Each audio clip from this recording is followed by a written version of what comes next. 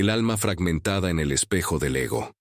En lo profundo del alma humana habita una necesidad silenciosa, la de pertenecer a algo más grande, de ser guiado por una luz invisible que da sentido al caos. Esa luz, para muchos, se llama Dios. Pero, ¿qué ocurre cuando esa luz se desvanece? ¿Qué ocurre cuando una sombra se interpone entre el alma y su creador? Esa sombra tiene un nombre: narcisismo. No hablo del amor propio genuino. No me refiero al acto sano de cuidar tu identidad o tu valor personal. Me refiero a una distorsión profunda del alma, un espejo roto que solo refleja una imagen inflada del yo, una máscara que encierra al verdadero ser y lo aleja de lo divino. El narcisismo, cuando se instala como estructura en la psique, no permite rendición espiritual. No puede concebir a Dios, porque Dios no puede ser controlado, ni reducido, ni adulado. El narcisismo se ofende ante la grandeza que no le pertenece, se aleja del misterio, se atrinchera en su propio reflejo. Hay heridas que no sangran, pero que deforman la visión con la que miramos el alma. El narcisismo es una de ellas. No es amor por uno mismo, sino un amor tan artificial, tan defensivo, que termina alejándonos de todo lo sagrado, desde el nacimiento del alma. Hay una búsqueda natural por la trascendencia, por Dios, por sentido. Pero en algún punto del camino, muchos se pierden. No porque dejaron de creer, sino porque comenzaron a creer demasiado en sí mismos. Y es ahí donde el narcisismo comienza su obra sutil. Enmascara la herida con apariencias, cubre la inseguridad con arrogancia, y lo más trágico, transforma la espiritualidad en espectáculo. Hoy, quiero guiarte en un viaje espiritual y psicológico, para comprender cómo el narcisismo destruye poco a poco la capacidad de tener fe, y cómo podemos, desde la conciencia y la humildad, reconstruir ese puente sagrado entre el alma y lo eterno. La sombra del espejo. El narcisismo más peligroso es el que se esconde en la espiritualidad. Este narcisismo usa el lenguaje de la luz, pero se alimenta de la oscuridad. Cita a Dios, pero no lo honra. Habla de amor, pero no ama. Busca ser visto como iluminado, pero nunca se deja iluminar por dentro. El narcisista espiritual no busca a Dios para rendirse a Él, sino para parecerse a Él y ocupar su lugar.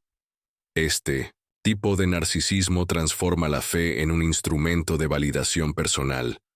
Ora no para escuchar, sino para ser visto orando. Habla de milagros no para servir, sino para ser venerado, y así, poco a poco, el alma deja de mirar hacia arriba y empieza a adorarse a sí misma. Puede haber fe donde no hay humildad. Puede haber encuentro con Dios cuando solo se habla de uno mismo. No, porque el narcisismo espiritual crea una religión vacía, un templo donde solo resuena el eco del yo.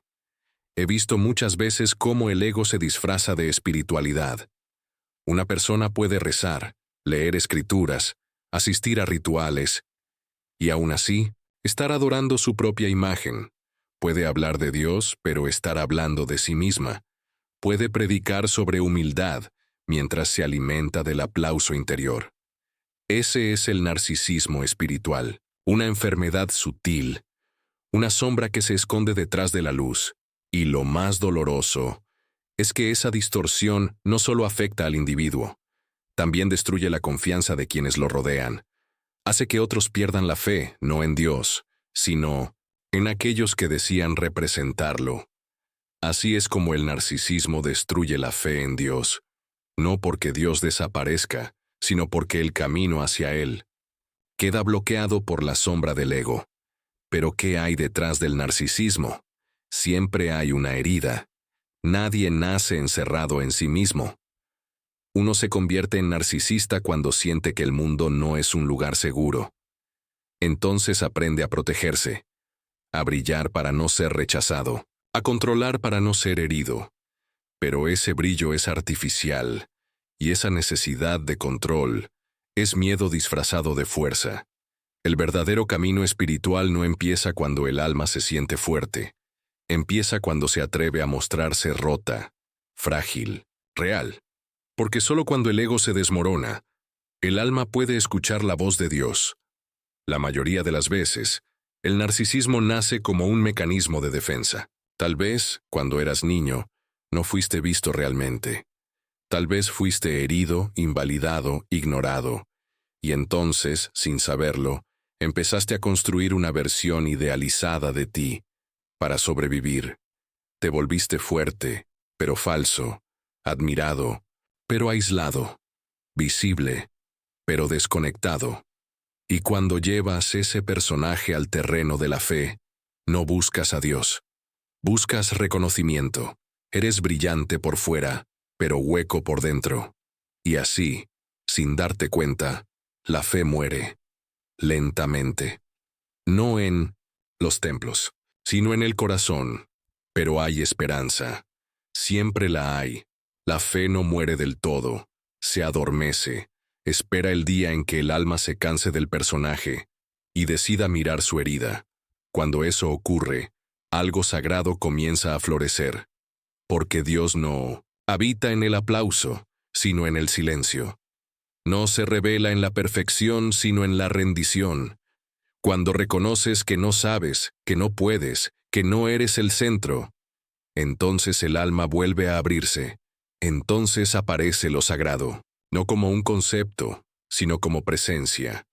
Y esa fe, la verdadera, no busca controlar, busca entregarse, no necesita demostrar, solo respirar en comunión con lo eterno. La fe verdadera no nace del aplauso, nace del silencio, no nace del reconocimiento, sino de la entrega. Para sanar la fe destruida por el narcisismo, necesitamos hacer algo radical, mirar al espejo, y luego mirar más allá. Ver la herida. Reconocer al niño herido que hay detrás del perfeccionismo, de la crítica, de la arrogancia. Y entonces, soltar. Soltar la necesidad de tener siempre la razón. Soltar la necesidad de ser admirado. Soltar la máscara. Porque solo sin máscaras podemos presentarnos ante Dios, no con fuerza, sino con verdad. Dios no te pide que seas perfecto. Te pide que seas real, que te quites las máscaras, que regreses a tu humanidad sagrada. Porque solo cuando el ego se arrodilla, el alma puede levantarse. Mira dentro de ti. Hay una parte que teme ser vulnerable, una parte que finge tener fe, pero en realidad está cansada, herida, vacía. No la juzgues, ámala, porque allí comienza el camino de regreso, porque Dios no habita en el ego, habita en el espacio vacío que queda cuando el ego se rinde. Ese espacio se llama humildad, se llama silencio interior, se llama amor sin condiciones.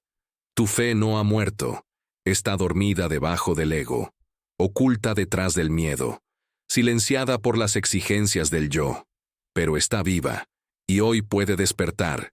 No importa cuánto hayas fingido, no importa si te alejaste, no importa si te burlaste, Dios no tiene orgullo, tiene amor, tiene paciencia, tiene tiempo. Solo tienes que abrir la puerta, solo tienes que mirar hacia adentro y decir sin vergüenza, ya no quiero ser el centro, quiero volver al centro. ¿Te has sentido alguna vez atrapado en la imagen que creaste de ti mismo?